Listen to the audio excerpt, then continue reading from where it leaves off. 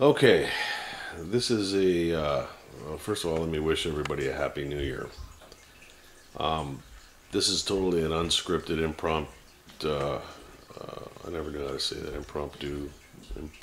whatever. It's an unrehearsed follow-up to the two videos that we posted regarding the UFOs on New Year's Eve, or a minute into the new year. I want to clarify a couple of things and just give it, now that we've had some time for the dust to settle. It is now January 4th, so we've had a couple of days and we certainly have reviewed the hell out of the videos. I know there's so much to address. The first and foremost, I probably should let you know that I'm a little disappointed in myself for totally losing control on that one. I mean, I don't think I've dropped that many F-bombs in one video in my life. I also had no idea that I said dude that much, but all I can say is, after the first sighting that we had up on the mountain, I swore that I wasn't going to lose control and I was going to be a lot more composed. And then this happened. So, the lesson learned is that, you're not really prepared for this stuff. I mean, we certainly weren't planning on seeing anything unusual on New Year's Eve. So enough about that. The next thing I want to address is some of I do want to say that the order of the videos that you watch them is important. So please, if you haven't seen the videos that I'm talking about, you need to go to, you can just click on my name, LMS Tactical, and look at the videos. You want to go to the one that says first UFO of 2011 video, or camera 1. Camera 1 was filmed with this camera, and that was me filming it down below the deck, and it gives you a clear view of these objects. Camera 2 was filmed by my son, and that was with a cell phone camera, so it's not as clear. But what's cool about it is it gives you a before, during, and after audio of what was going on. In fact, my son just walked in just now, Brent. But it gives you a before, during, and after context of dialogue. So that's what's cool about that. Brent, just so you know, I'm doing a follow-up video now that the dust has settled. So I don't have an infinite amount of time. I'm not sure how long I can make them, but it's unscripted. It's I know I have watery eyes right now. That's because I was just shedding some tears over this female deputy that got killed, and I'm not even sure, somewhere in the South, but she got, some asshole blew her away, and it's a little depressing. But anyways, so we talked about the camera, the order of watching them. You want to watch camera 1, then you want to watch camera 2, and it's neat how they corroborate each other. Not that there was a doubt, but it's neat to watch the tempo build from Brent's cell phone video. It's just, I've never seen anything like it. It's almost like a documentary where you see people celebrating something, and they go out on the deck, and at first it's like, hey, look at the lights, wow, it's aliens, and all of a sudden we realize that we are seeing something phenomenal. So make sure you check out camera 1 first, then go to camera 2, and you'll understand what's going on. And whoops, what else? The other thing, now of course Brent walks in right when I'm getting ready to hit the Chinese lantern thing, and he's perfect timing. Yeah, I know. It's like every time I see him, I'm starting to flip out about. Basically, what I've been saying every time I see Brent is, if one other person suggests that these were Chinese lanterns, I'm going to get on the roof and get naked and start slingshotting people in the face with rotten eggs. Why were they not Chinese lanterns? I'll tell you. First of all, who has seen Chinese lanterns around there? Unless you live near a Chinatown or something. And I'm being semi-serious here. I'm how old am I? I'm 48. I'm almost 49 years old. Am I 48 or 49? Shit, I'm 48 or 49. It's been a long day. I'm 48. And I've been all over the world. I've dated Asians. I'm married to an Asian woman. I have never seen a Chinese lantern in my life. Yet every time somebody films an object that's floating through the sky, the first 37 people in the comments section say that they're Chinese lanterns. That's some government bullshit. I mean, wouldn't we see in our day-to-day activities like downed Chinese lanterns drifting through the streets? You know, I mean, come on, man. The other thing is Chinese lanterns, because I've heard the phrase so much that I went and did some research on them. They don't accelerate. They don't make right angle turns. They behave pretty much like balloons do, in that they're captives of the currents, the air currents, and the speeds and the temperatures. You know, I would imagine the colder it is, the easier it is to get them aloft, just like any other hot air balloon. If the wind is going north at 9 miles an hour, guess what direction the lanterns are going to be going, and guess how fast they'll be going. So on our particular night, on New Year's night, we had zero wind. Now somebody in the back row of the audience said, but up above there could be other wind current. That's true. You have to look at this as, what are the odds? Okay, I don't believe in coincidence. I don't believe that 7 Chinese people released 7 Chinese lanterns at the exact same time to get them at the same exact altitude, and that they somehow drifted toward the house where the two, probably in our area, the people that are most hip to the whole UFO phenomena are sitting right here in front of this camera.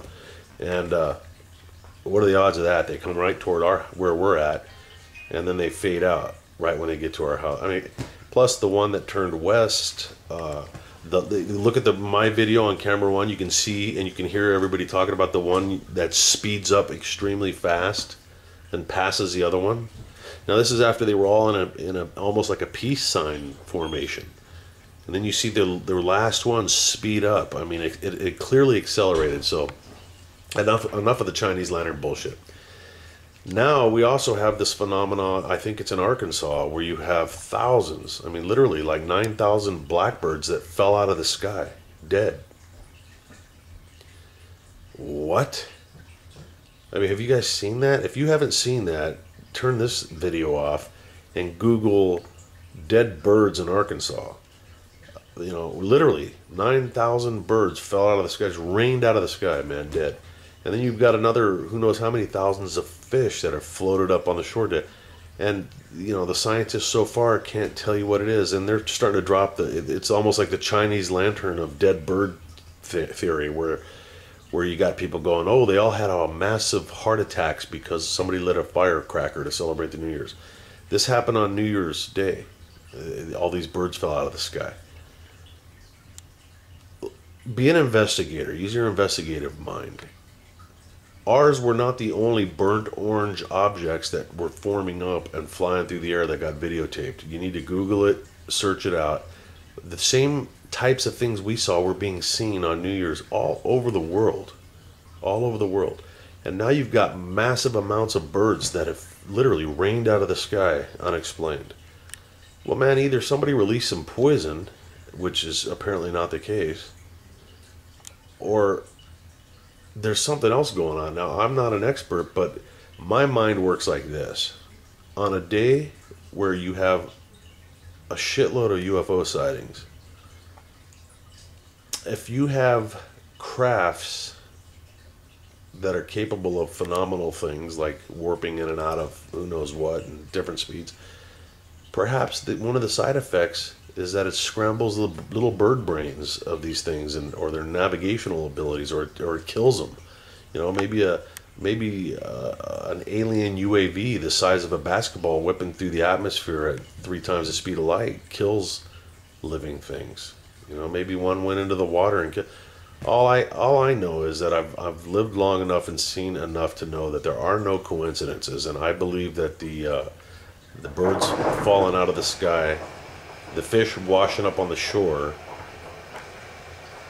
and all the Chinese lanterns, wink wink, that we filmed, I think they're all related.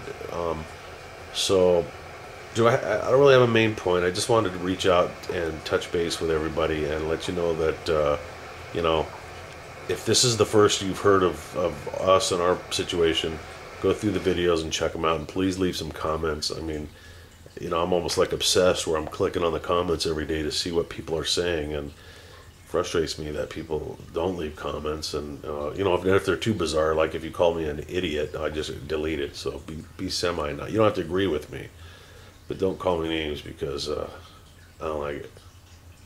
But anyways, yeah, ask questions, leave comments, and you know, keep a video camera near you. I gotta tell, my belief is, and I'm taking some risk. Obviously, I mean, I'm not some unemployed dude. I'm sitting out here putting my face and my ass on the line out here on YouTube. You may think I'm nuts, but you gotta give me a little respect here, man. I mean, I think this is so important that I don't really give a shit if what coworkers and neighbors and people think that might see me, because at this point in our lives, I gotta tell you, I don't have much time for anybody that actually seriously believes that we're alone in the universe.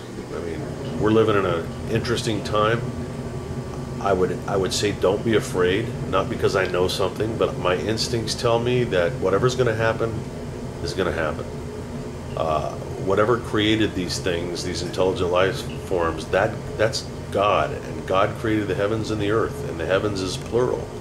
And I have room for other life forms. I'm not so locked into a dogma that I would freak out and kill myself if it turned out there were, you know, other life forms. There are other life forms. Just get that through your head. There are more universes than there are grains of sand on this planet. Think about that for a second.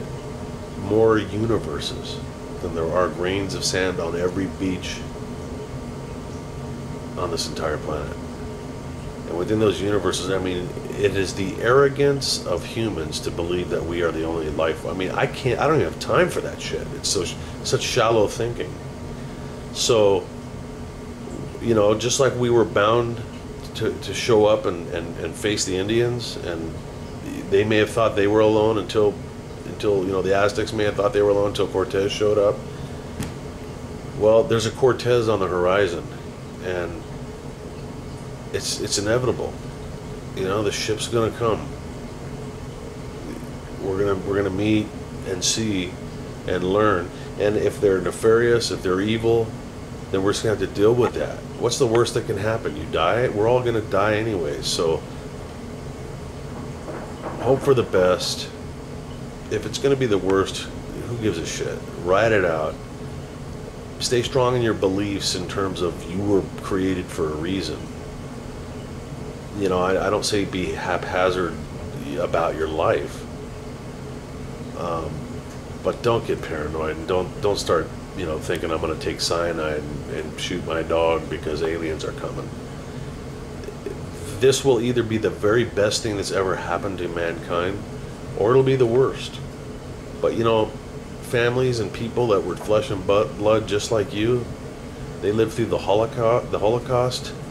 People went through. You know, guys were tortured in Vietnam. You know, every generation has its, you know, there were people, good Americans that died on the Bataan Death March. This is our time, and maybe it won't be a negative thing. Maybe this will be a great thing. So be positive. Quit thinking doomsday. And remember, negative thoughts bring negative realities. Be positive. Don't be foolish, but be positive. And God bless. Happy New Year. God bless. And please leave some comments. I'm curious about what you think of these the other two videos.